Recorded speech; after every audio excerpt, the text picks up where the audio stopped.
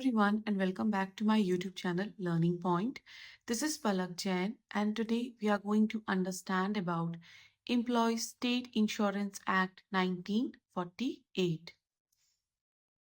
What is Employees State Insurance Act 1948? Employees State Insurance Act एक social security legislation है for workers in India. इस scheme के through various benefits provide करे जाते हैं workers को, which includes medical benefits, sickness benefits, maternity benefits, and disablement benefits. Applicability of the Act. कोई भी फैक्ट्री जिसमें 10 या 10 से ज़्यादा लोग काम करते हैं, उन सभी फैक्ट्रीज पर ESI एक्ट अप्लाई होता है। कुछ इंडियन स्टेट्स में जो थ्रेशोल्ड है ESI एक्ट की एप्लीकेबिलिटी का वो 20 और मोर एम्प्लॉयज है। And ESI Act also applies to establishments like shops, hotels, restaurants, cinemas, road motors, transport, undertakings, newspaper establishments, medical institutions, contract and casual employee of municipal corporation or municipal bodies. ESI Act applies to all non-seasonal factories notified by the central government where 10 or more employees are employed. It also applies to all factories, establishments running with the aid of power in which 10 or more persons are employed.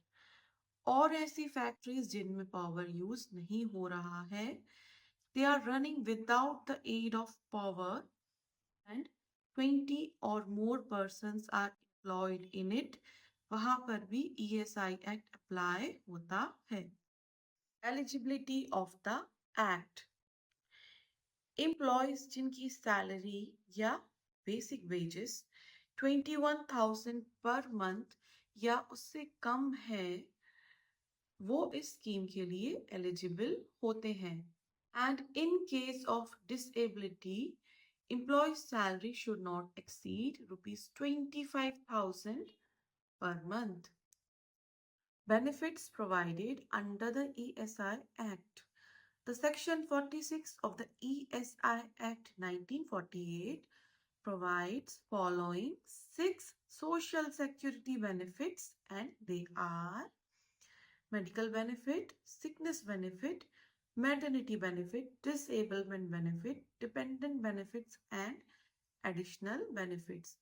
तो ये 6 social security benefits ESI act provide करता है।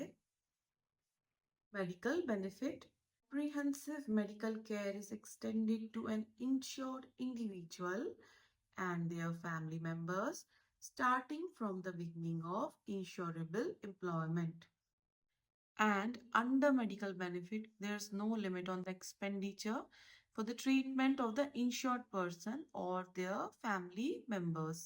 Rupees 120 nominal annual premium पे करके जो retired insured person है और permanently disabled insured individuals हैं के स्पाउसेस को ESI act medical care available कराता है। During the period of certified sickness, sickness benefit in the form of cash compensation at the rate of 70% of wages is payable to insured workers, and it is paid for a maximum of 91 days in a year. Sickness benefit के लिए qualify करने के लिए insured workers are required to contribute for 78 days in a contribution period of 6 months. So 6 months के contribution period में कम से कम 78 days contribute करना पड़ेगा in order to qualify for sickness benefits. There are 2 benefits under sickness benefit. These includes extended sickness benefits and enhanced sickness benefit. Extended sickness benefits. Sickness benefits are extendable up to 2 years in case of 34 malignant and long-term diseases at an enhanced rate of 80% of wages. Enhanced sickness benefit. Enhanced sickness benefit equal to full wages is paid to insured persons undergoing sterilization for 7 days or 14 days for male and female workers respectively. Maternity benefit. Women is given period of paid leave under ESI Act. जो eligible women है उनको 100% of average daily wages दिया जाता है for up to 26 weeks. Adopting and commissioning mothers को 12 weeks की maternity leave दी जाती है from the day child is handed over to them. 12 weeks की लीव दी जाती है अगर विमेन के 2 या 2 से ज़्यादा चिल्ड्रन हैं और वो तीसरी बार बेबी डिलीवर करने वाली है तो 6 वीक्स की लीव दी जाती है इन केस ऑफ मिसकैरेज और ये सारी लीव्स एक्सटेंडेड हो जाती हैं 1 मंथ तक in case of sickness arising out of pregnancy, confinement और मिसकैरेज. इंश्योर्ड विमेन जो मैटरनिटी बेनिफिट्स के लिए एलिजिबल है under ESI Act, she should have contributed for at least 70 days in the preceding 2 contribution period. से कम 70 days in the preceding 2 contribution period उसे contribute करना पड़ेगा to be eligible for maternity benefits under ESI Act. Dependent benefit. जब insured person की death होती है due to employment injury और occupational hazards तब डिपेंडेंट बेनिफिट्स दिए जाते हैं to the dependents of deceased insured person at the rate of 90% of wages in the form of monthly payment. Disablement benefit. Insured person who suffers from employment injury or occupational diseases which results in temporary or permanent capacity to work. ऐसे insured persons को disablement benefit दिए जाते हैं. Disablement benefit के लिए eligible होने के लिए कॉन्ट्रीब्यूटरी कंडीशन नहीं है. It is payable from the first day of entering insurable employment, regardless of number of contributions made. There are 2 types of disablement benefit. First one is temporary disablement benefit. In case of employment injury, temporary disablement benefit दिया जाता है as long as disability continues. Permanent disablement benefit. So in case of permanent disablement benefit, 90% of wage pay की जाती है in the form of monthly payment and it depends upon the extent of loss of earning capacity of insured person as certified by medical board. Funeral expenses. ₹15,000 का funeral benefit दिया जाता है to dependents of the person who performs their last rite. Confinement expenses पे किए जाते हैं insured women को या insured person की wife को on birth of a child in location where medical facilities covered by ESI schemes are unavailable. Vocational rehabilitation. ESI provides vocational rehabilitation training for permanently disabled employees. Physical rehabilitation. जो employees disable हुए हैं as a result of employment injuries, उनको physical rehabilitation training दी जाती है. Contribution paid in ESI Act. Both employee and employer contribute to the ESI scheme. Employer का contribution होता है, it exceeds employee's contribution and the employer contributes 3.25% of the wages and employee contributes 0.75% of the wages. Collection of contribution. Employer should pay his contribution in respect of every employee and he should deduct employees' contribution from wages bill and shall pay these contributions at the specified rate to the corporation within 15 days of the last day of calendar month in which the contributions fall due. The corporation has authorized designated branches of SBI and some other banks to receive payment on its behalf. Contribution period and benefit period. There are two contribution periods, each of 6 months duration, and two corresponding benefit periods, also of 6 months durations, as under. Contribution period होता है first one from 1st April to 30th September. जो दूसरा होता है that is from 1st October to 31st March of the year following. And cash benefit period होते हैं from 1st January of the following year to the 30th June.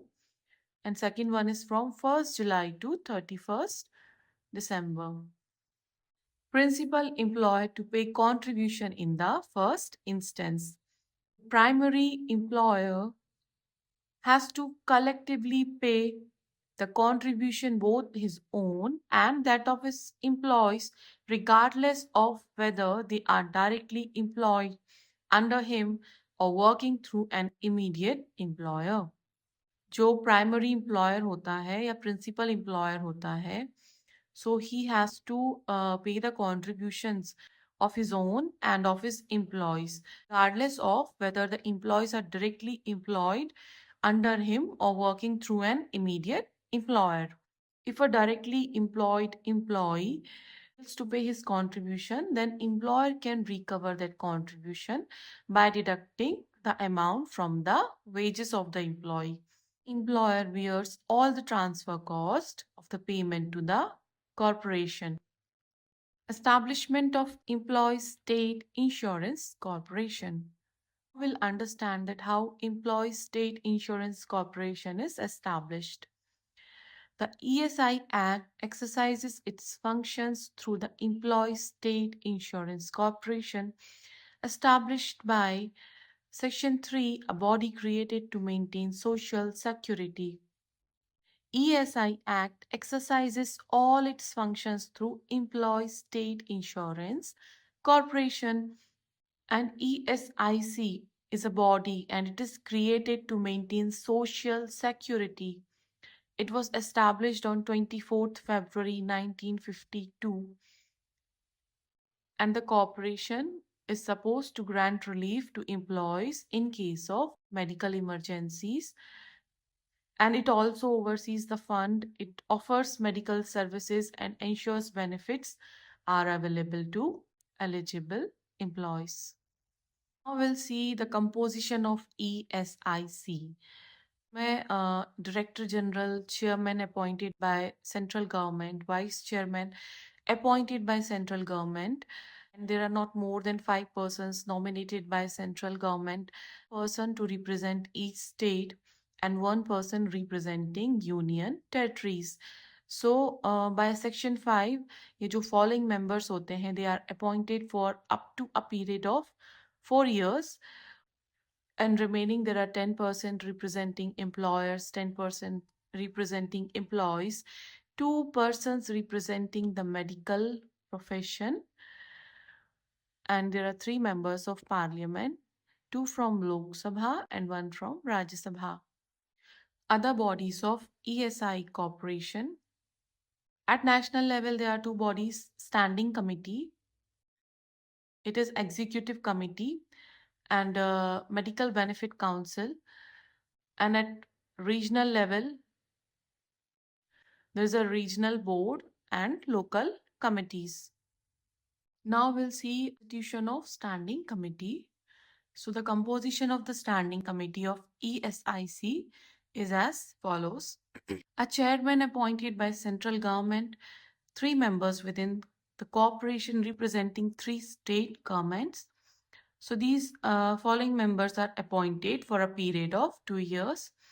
3 members within the corporation representing employers, 3 members within the corporation representing employees, 1 member within the corporation representing medical profession, one MP belonging to the corporation, and the Director General.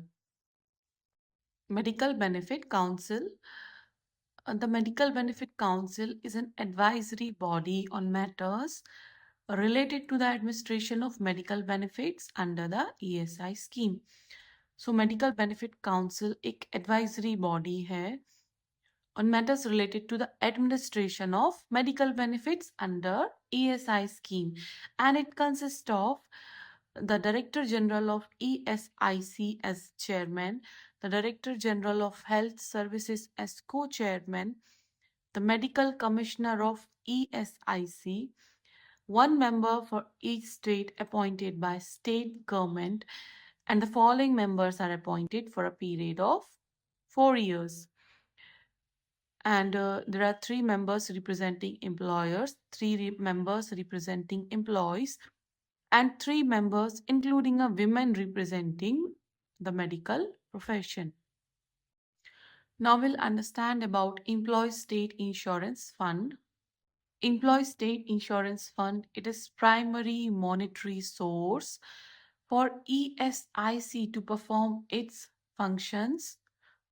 So all the contributions which are paid under this act and all other money received on behalf of the corporation shall be paid into this fund and to be held and administered by the corporations. So contributions can be in the form of grants, donations, or gifts by the government. Expenses of the fund. The Employee State Insurance Fund is responsible for maintaining the expenses of ESIC, which are as follows: payments of benefits and provision of medical treatment and attendance to insured person and their families if required, and payment of fees and allowances to members of corporation, standing committee, medical benefit council, regional boards, local committee, regional and local medical benefit councils, payment of salaries, leave, joining time allowances, traveling and compensatory allowances, gratuities and compassionate allowance, pensions, ये सारी भी employ state insurance fund से ही दी जाती हैं. Establishment and maintenance of hospitals, dispensaries and other institutions, and the provision of medical and ancillary services for the benefit of insured persons and their families. And ESI fund से hospitals को establish किया जाता है and maintain किया जाता है and so on. And payment of contributions to any state government, local authority और any private body or individual towards the cost of medical treatment and attendance provided to insured persons and their families if required.